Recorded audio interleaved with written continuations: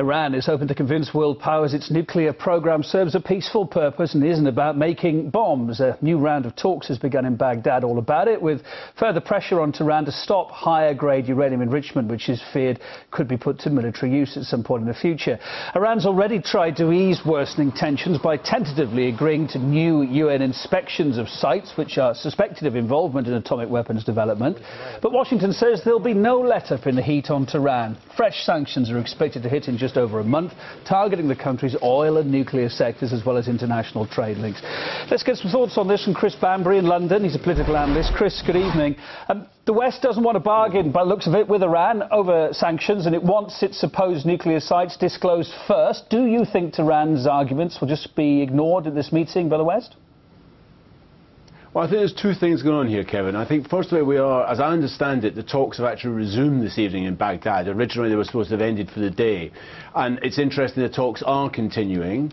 There is an offer on the ground from the 5+1, the 5 members of the Security Council plus Germany, about cutting the uranium enrichment program from 20% down to 5%. The Iranians have not rejected that and indeed have said it's an offer they can talk about.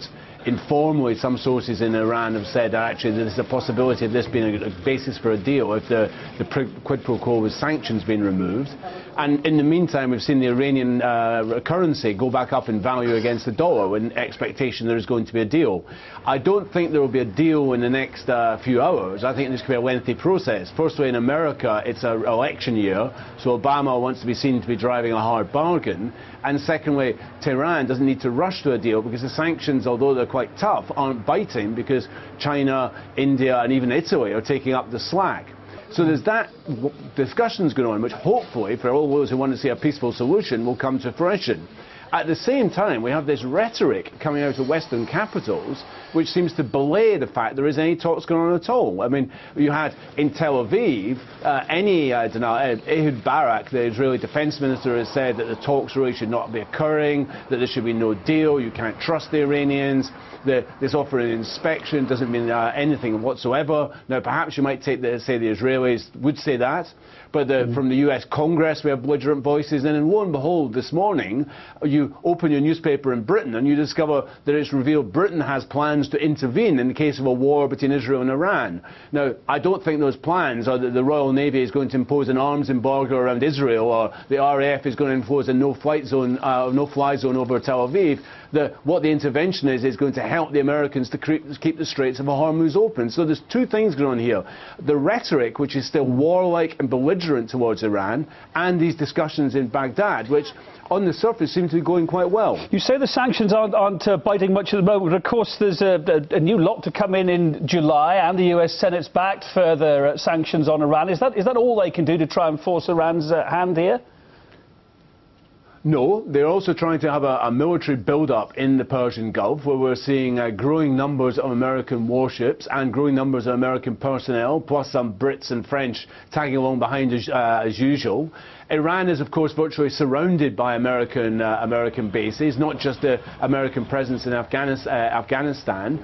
So they're ratcheting up the military pressure in there. It's associated as well with the tensions over Syria, and as we were hearing in just now in Lebanon. So there is a sort of a game going on here, which is a very dangerous game. The military build-up in the Gulf is particularly dangerous. For those who recall, at the end of the 1980s Iraq-Iran war, the Americans intervened on the side of Iraq when they seemed to be losing the war and shot down an Iranian civilian airliner with over 280 dead.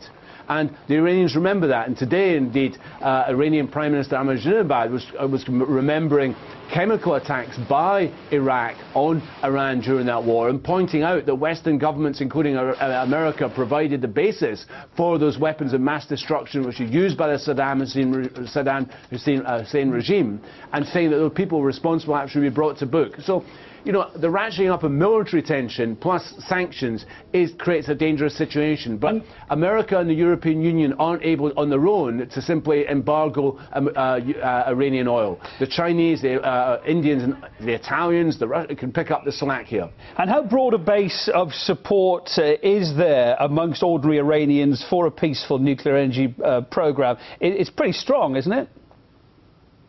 Well, this has now become a touchstone for Iranian nationalism, because essentially the West are telling the Iranians you can't do that. Although, interestingly, the West in the 1970s were encouraging an Iranian nuclear program. You know, there were Americans, Brits and Germans were queuing up to sell them the technology, but that was under the Shah of Iran, so that was a different story then. But I think it's become a touchstone of Iranian nationalism, and people in Iran have long memories of Western intervention in Iran, the support for the Shah, the 1953 coup which overthrew a democratically elected government of Mossadegh to impose the Shah's dictatorial rule, the support that they gave to torture, the secret police Savak. All of this is remembered in Iran, and therefore this has become, as I say, a touchstone for Iranian nationalism.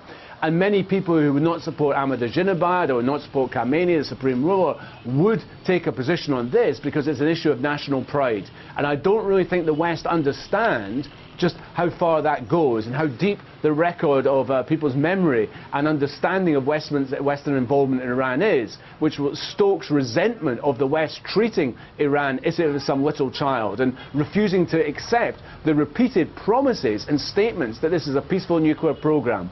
I actually oppose all nuclear programs, but I think it's ironic, speaking in London tonight, that we have a British government telling Iran you can't have a nuclear program, which is replacing its Trident nuclear missile so-called defense system, and is expanding its nuclear program. You know, so if it's okay for the Brits and it's okay for other Europeans and North Americans, why not for Iran? I mean, there's double standards here. Chris Banbury, thanks ever so much for your thoughts and being on the programme, London-based political analyst as you are. Thank you.